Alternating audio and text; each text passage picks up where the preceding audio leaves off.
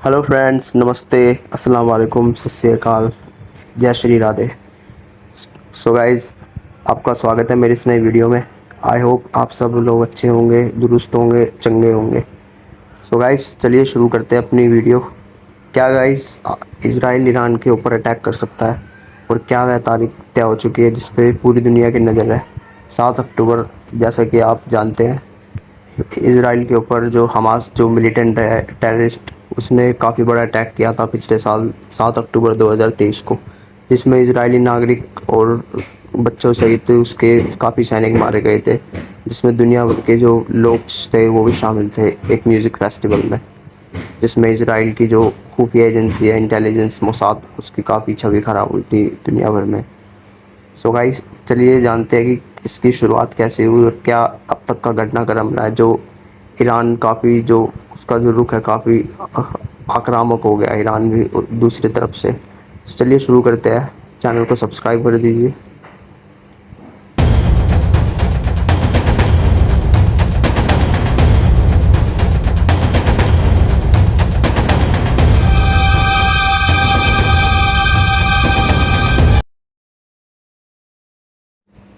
तो साथियों, इसकी शुरुआत हुई थी 7 अक्टूबर 2023 को, जब जब हमास ने इसराइल के शांतिपूर्ण तरीके से इकट्ठा हुए लोगों पर जो अटैक किया था रॉकेट से, उससे इसकी शुरुआत हुई थी और इस ऑपरेशन का नाम दिया था अलक्सा फ्लड।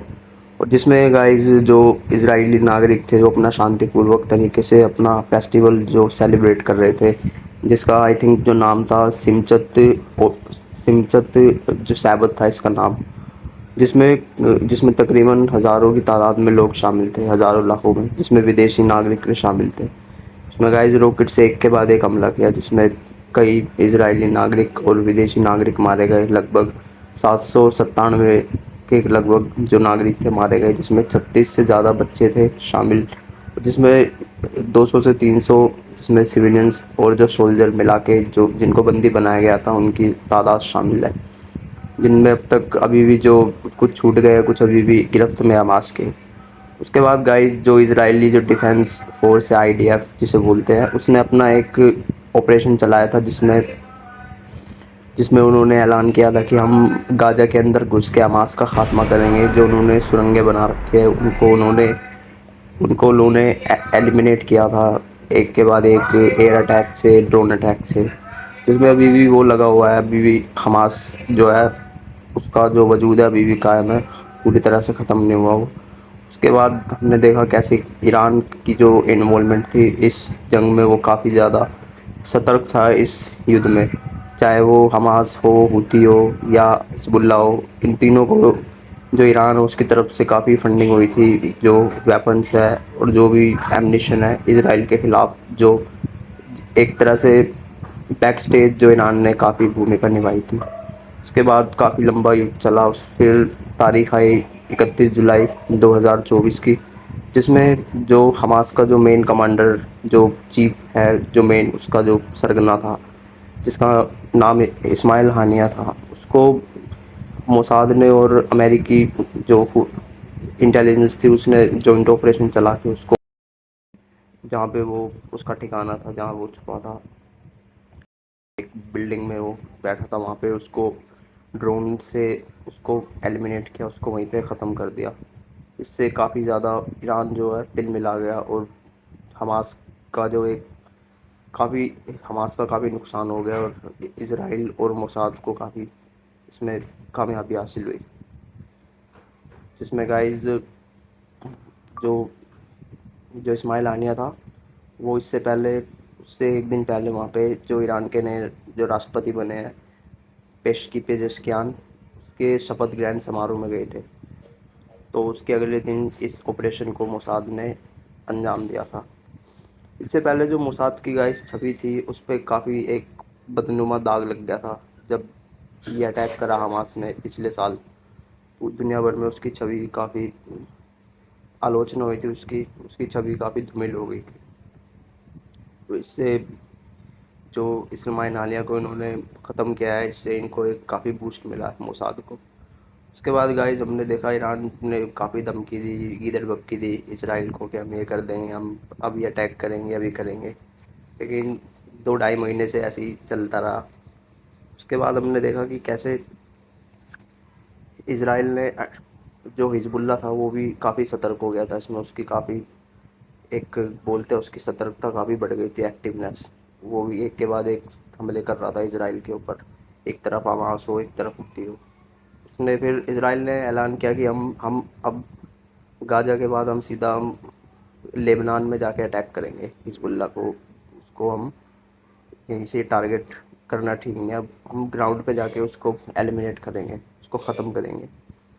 फिर गाइस हमने देखा कैसे अभी लगभग 1 हफ्ते के अंदर की बात है, उससे पहले की, जो हिजबुल्ला का जो मेन कमांडर था नसरल्लाह, उसको भी इसराइल ने ख़त्म कर दिया, उसको मार दिया, जो हिजबुल्ला का टॉप कमांडर था।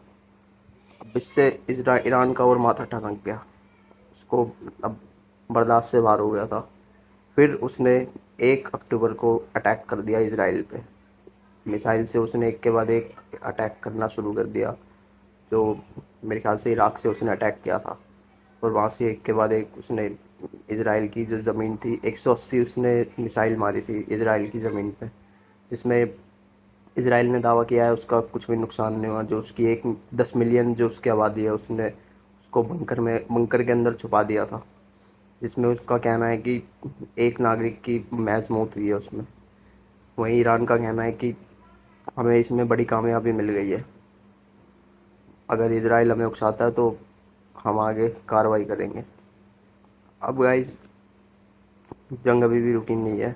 वहीं इसराइल के जो धार्मिक नेता है अयातुल्ला खमेनी, उन्होंने एक बयान और जारी कर दिया कि पब्लिकली आके, हालांकि वो काफ़ी लंबे अरसे से पब्लिक में नहीं आए थे, एक सभा में आके उन्होंने ऐलान किया कि जो मुस्लिम कंट्री है कि एकजुटता का जो उन्होंने आह्वान किया है मुस्लिम कंट्री से, कि अब एकजुट होने का, ऐसा ही उन्होंने बोला था। उन्होंने ये भी कहा है कि हमें ये अटैक जो 1 तारीख को किया था, 7 अक्टूबर को हमें करना था। इससे गाइस और ज़्यादा ट्रिगर हुआ है इसराइल में। क्या अब क्या इसराइल के मन में यह है कि 7 अक्टूबर को काफ़ी इंटेंस जो अटैक है वो इसराइल कर सकता है ईरान पे, ये कहना मुश्किल है। सो गाइस ये थी न्यूज़ जो काफ़ी लंबे अरसे से चल रही है, जो ये युद्ध है जो काफ़ी लंबे अरसे से चल रहा है। इसराइल चारों तरफ से घिरा हुआ है, हूती, हिजबुल्ला, हमास जिसे कहेंगे, चारों तरफ से फ्रंट से घिरा हुआ है, और अब ईरान। सो गाइस इसमें काफ़ी ज़्यादा नुकसान होता है युद्ध से। हम तो यही चाहेंगे जल्दी से जल्दी युद्ध जो है वो ख़त्म हो। और काफ़ी ज़्यादा गाज़ा में भी काफ़ी मासूम नागरिक मारे गए हैं फ़िलिस्तीन के, वो भी गाइस ठीक नहीं है। हम आशा करते हैं युद्ध जल्दी ख़त्म हो और उसका टेबल पे आके बातचीत हो। सो गाइस ये थी न्यूज़। आई होप आपको वीडियो पसंद आई होगी। सो गाइस बाय बाय, अपना बहुत ख्याल रखिए।